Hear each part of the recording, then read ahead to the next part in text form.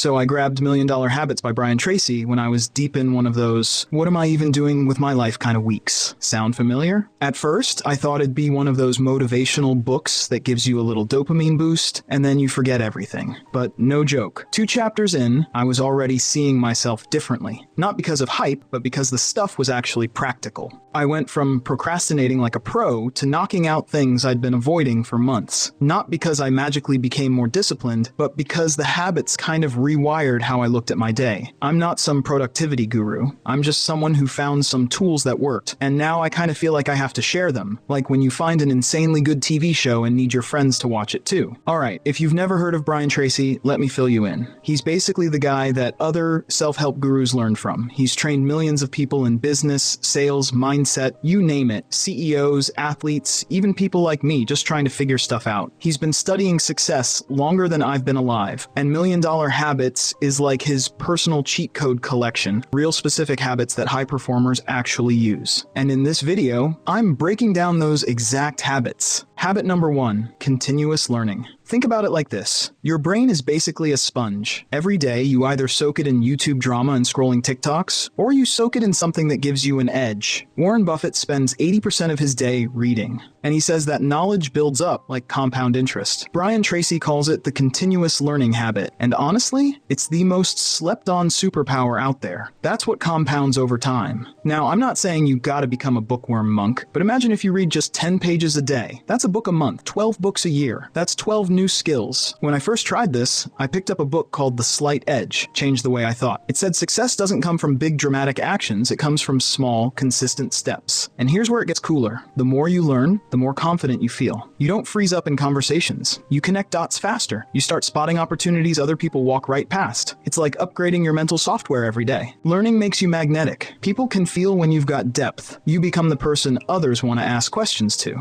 That's how you start attracting mentors, clients, even better friends. So if you want $1 million life, you start by building $1 million mind, because the future belongs to the learners, not the overthinkers. Habit number 2, goal setting and daily planning. Okay, so you ever wake up, stare at the ceiling and go, what am I even doing with my life today? Like you've got this big vague idea of what you want. Maybe more money, maybe a business, maybe getting fit, but every day kind of just blurs into the next. And that's where this habit hits like a lightning bolt, setting goals and planning your day every day. Brian Tracy says every minute spent in planning saves 10 minutes in execution. And I thought that was just a cute quote until I actually tried it. Now picture this. Imagine driving a car without a destination. You're just burning fuel, going in circles, hoping you magically end up somewhere amazing. That's how most people live. But you can flip that. All it takes is 5 minutes every morning. Grab a pen and ask yourself, what's my top 3 for today? Just 3 high-impact moves that'll move your life forward. Stuff that, if done, would make you feel like a boss at the end of the day. Harvard did a study where they tracked students who set goals versus those who didn't. 10 years later, the 3% of students who wrote down clear goals were earning 10 times more than the rest. But it's not just about writing a goal once. It's about getting up every morning and realigning yourself with what actually matters. And planning isn't just about cramming your day. It's about prioritizing. You ever seen that big rocks in a jar analogy? You take a jar, put in the big rocks first. Those are your key goals. Then the smaller pebbles. Then sand. If you do it in reverse, the big stuff never fits. Same with your life. So instead of letting your to-do list bully you, you run your day like a CEO. Start with the mission, then break it down into actions. And look, you don't need a fancy planner. Use a sticky note. Use your phone. Just get clear. Clarity creates momentum. One more thing. I started asking myself this question at the start of each week. If I only got one thing done this week, what would make the biggest difference? That one question helped me say no to a bunch of time-wasting fluff and focus on the stuff that actually moves the needle. That's the power of planning.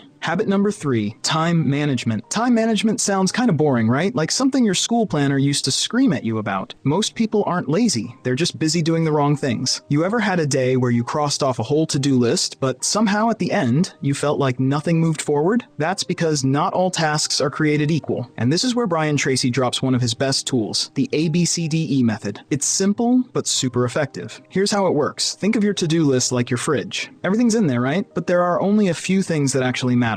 So here's what you do. You label each task with a letter, A, B, C, D, or E. A tasks are the frogs. These are the high-impact, scary, I'll do it later things, the stuff that moves your life or business forward. B tasks are important, but there's no real consequence if you don't do them today. C tasks are nice to-dos, like replying to a random email or scrolling through LinkedIn. D tasks are things you can delegate. Someone else can do it better, faster, cheaper. E tasks are things you should just delete. Seriously, they don't matter. Now here's the key. Never do a B task if there's still an A task on the list. Most people don't do this. They'll do 10 C tasks just to feel productive. It's like organizing your closet when the house is on fire. Looks nice, but the flames are still coming. Brian Tracy calls this eating the frog. If you had to eat a live frog every morning, everything after that would feel easy, right? So eat the frog first. Do the hardest, most important thing first. And the thing is, those A tasks, they're the ones that get you promotions, new clients, better health, real results. C tasks just keep you busy. A tasks build your future. Habit number 4, health and energy management. You can have all the goals in the world, but if your energy sucks, none of it matters. Like if your brain feels foggy and your body's running on fumes, good luck trying to crush that A task or build your $1 million life. This is the part no one really talks about when they're giving productivity advice. Your health is your fuel, period. And I'm not talking six-pack abs or running ultramarathons. I mean the basic stuff: sleep, movement, food, hydration, the stuff that makes you feel alive in your own skin. Brian Tracy says it like this: high energy levels are essential for success, because when you've got energy, everything feels possible. You walk into the day like, let's go. But when you're drained, even answering a text feels like work. Your body is like an operating system. If your system is lagging, buggy, overheating, you're not going to run the programs like your work, your creativity, your habits smoothly. You've got to take care of the hardware. So let's start with the big one: sleep. Sleep is like your body plugging into a charger. Try running your phone all day on 10% battery. You're dimming the screen, turning off apps, begging it to hold on a little longer. That's you on bad sleep. You might still function, but not at full power. Once I started actually respecting my sleep, like screens off before bed, consistent bedtime, no caffeine after 2 p.m., I was shocked. I didn't need to try harder. I just felt better. Next one is move your body. Not for weight loss, for focus. Even just a 10-minute walk can shake the cobwebs out of your brain. Your blood starts flowing, your thoughts get clearer, and suddenly you've got ideas again. You know that feeling when you've been sitting too long and you feel stale? That's not you being lazy. That's your body begging you for movement. Let's talk food real quick. You ever eat something heavy and then try to get work done? It's like your brain goes into nap mode. I'm not saying go full green smoothie monk, but pay attention. Notice what meals make you feel sharp and which ones make you want to crawl under a desk. Same with water. Most of us walk around mildly dehydrated all the time and don't even know it. Your brain is 75% water. So when you're low on it, thoughts start running like an old dial-up connection. Just drink the water. And here's one that messed me up for a while: screen time. I didn't even realize how drained I felt after bouncing between apps, tabs, messages, reels, stories, notifications, like my attention span got shredded into confetti. So now I block time away from screens. Even 30 minutes outside, no phone, no podcasts, just breathing, can reset your whole vibe. The real point is, energy is a habit. It's not some magical thing you either wake up with or don't. It's something you build, just like discipline or focus. Habit number 5, relationship building and networking. Let's talk about something way more powerful than most people realize: relationships. If habits were superpowers, this one would be the quiet, invisible one that actually controls the plot behind the scenes. Because every opportunity in life has a person behind it. The job offer, the collaboration, that unexpected introduction, it all comes down to who you know and how well you know them. Now, I know networking sounds like one of those stiff corporate things, like handing out business cards at some bland hotel conference, but that's not what we're talking about here. Think of it like this: you can have the best skills in the world, but if nobody knows you exist, it's like having a hidden treasure with no map. And most people never even think about this. They focus only on what they can do, instead of realizing that the fastest way to grow is through people. People open doors. People introduce you to ideas. People say your name in rooms you didn't even know existed. If you want to build a business, you need clients. Want to land a job? You need a referral. Want to grow online? You need people who share your stuff. The common denominator? People. Always. Brian Tracy puts it like this: your network determines your net worth.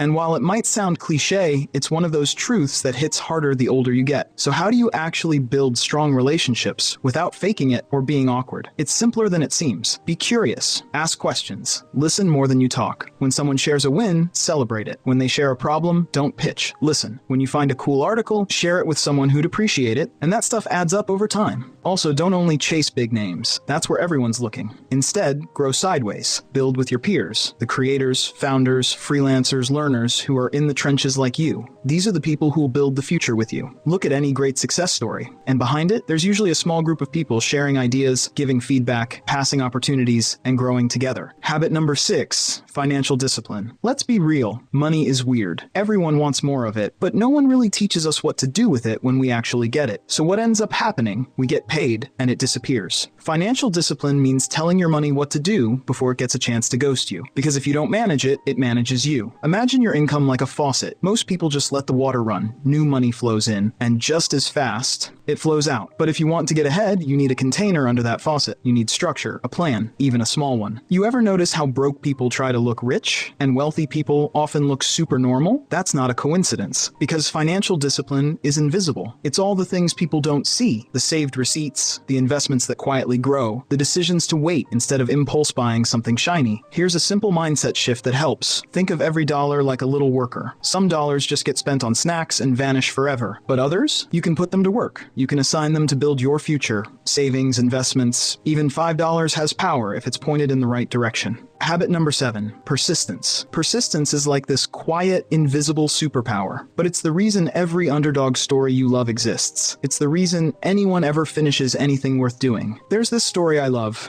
Maybe you've heard it, about the guy who dug a mine for years looking for diamonds. He quit when he was exhausted and broke and convinced there was nothing there. Sold his tools, walked away. The next guy picked up right where he left off and struck diamonds 3 feet later. 3 feet. That's what persistence is. It's sticking with the digging, even when it feels like nothing's happening. Because most of the magic happens after the part where most people quit. Even Brian Tracy calls it the #1 success habit. He says if you just refuse to quit, you become unstoppable. Not because you never fail, but because failure doesn't stop you. Think about any success story you admire. J.K. Rowling got rejected by 12 publishers before anyone gave Harry Potter a shot. Colonel Sanders got told no over 1,000 times before someone agreed to sell his chicken recipe. Imagine if he stopped at 999.